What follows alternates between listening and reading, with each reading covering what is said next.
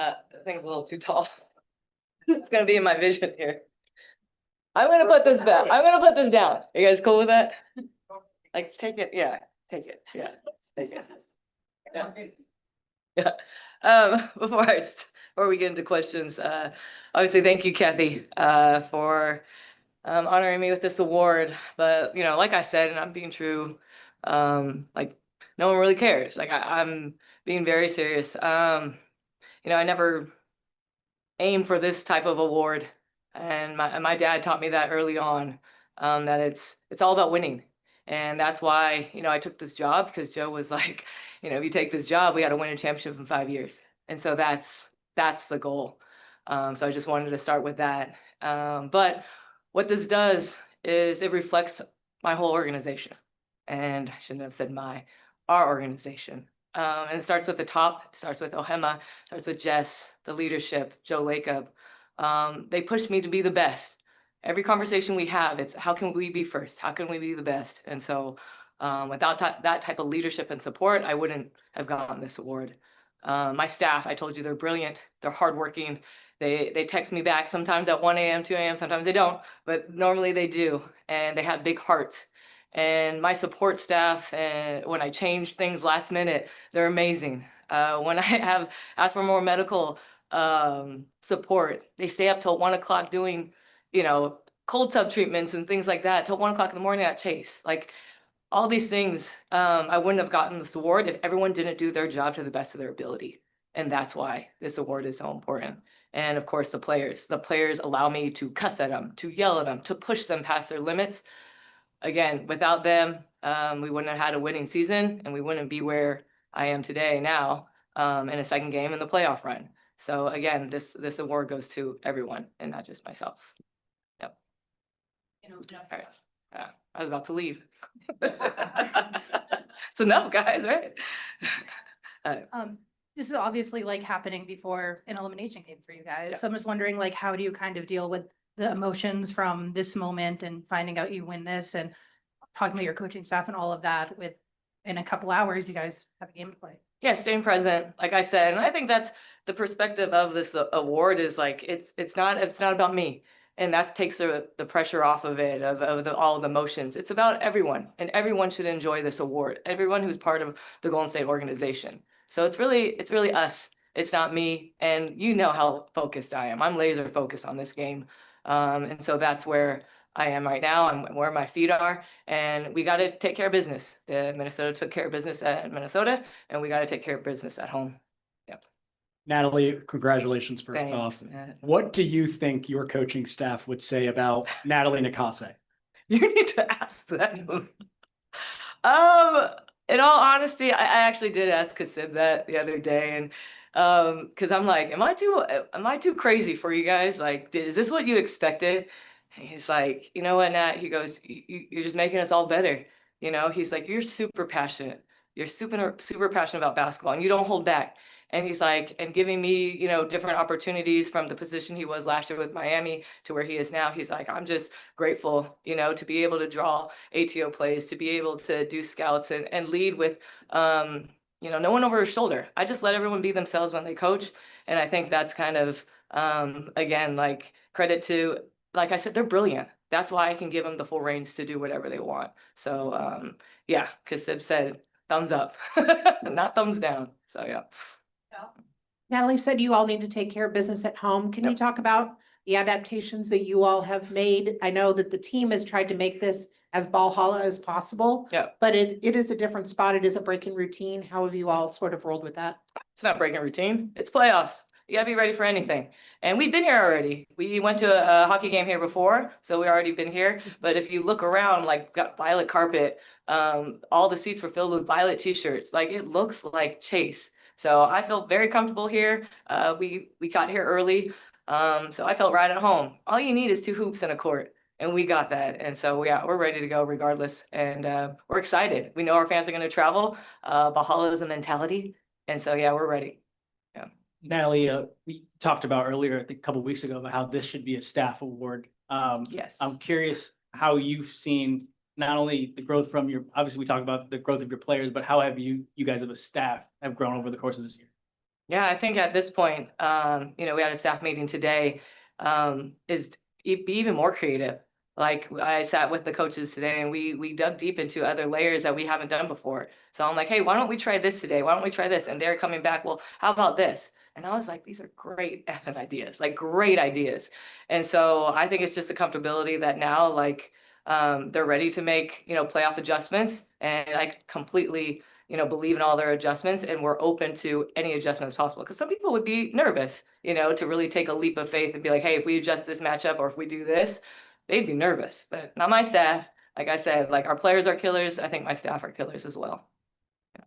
Hey, Natalie. I can Good. Another Coach of the Year question for you. okay, You are the second Asian American coach across the major American sports to win Coach of the Year. The first one was Dave Roberts in 2016.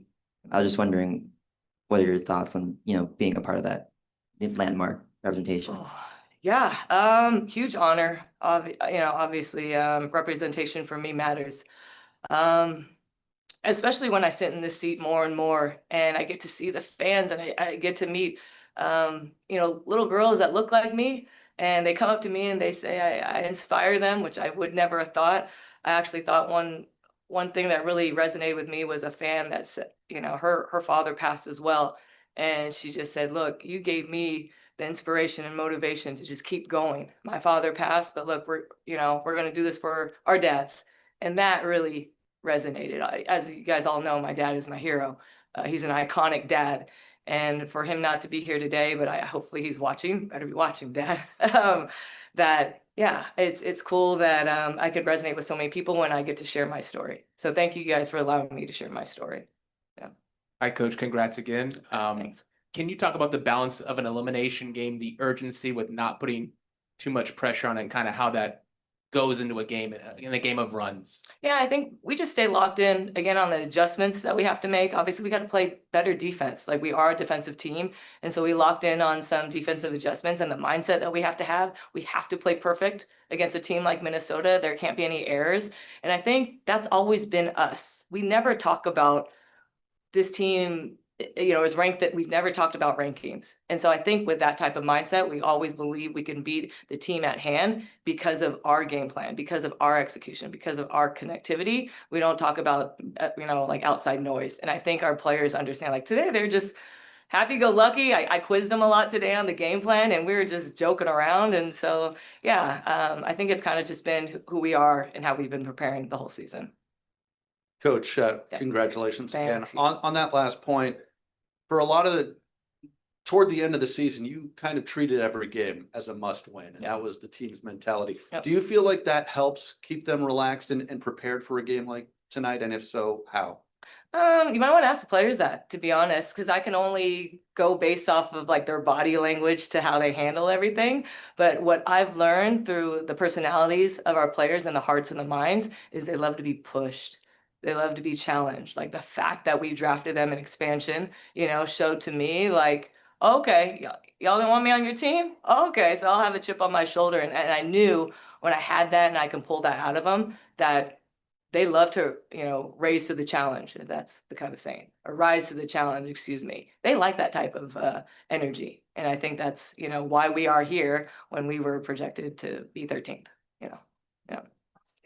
You've talked so much just about like, you guys have to be perfect. You can't make those kind of mistakes against Minnesota, as we saw in game one. Yep. What have they done to challenge your execution in the 5 games when you face them before? Because even in like game one, around the rim, missing some shots and things like that, like what have they done to make it more difficult to execute, like you guys did sometimes in a regular season? Yeah, be very physical on defense. They are number 1 in defense for a reason. So like they hold and they grab, you know, when we're trying to move, like they're a physical team. And that's what you're supposed to do if you want to be number 1 in defense. And then offensively, they play the right way. They move that ball. They make the right passes. I would say like 80 out of 80 possessions. And when you have that type of connectivity and that trust within that ball movement, then that's hard to guard. So like we've talked about it, like, look, we can't make mistakes. They ain't making mistakes. So if they're not making mistakes, we got to make sure we're on point and we're ready. We're ready for that challenge. And I think when two teams in the playoffs are ready for that challenge, it's going to bring out the best in their not only single performance, because, you know, I hate like individual performance, but it's going to bring the best out of us. Yeah. Hey, coach. Veronica Burton, obviously most improved player in Yeah. the league. But she's not the only one on this roster who's grown in leaps and bounds from last season. Your whole roster has, and you believed in their potential. That's why you selected them. So for you, what is it like to witness them really thrive in their own games in your environment that you and your coaching staff have created? Yeah, it's really cool. It's the best way I could explain it. So like even today and yesterday, y'all know I cuss, and that's part of my language. And Carla Late decided to say very aggressive cuss words to me when I was Gardner yesterday, and I'm like, that's my girl. Like, that's my girl. And yeah, just super proud. We went from like barely speaking, because majority, her number one language is French. And so for her to just open up and allow me to kind of impact her in that way.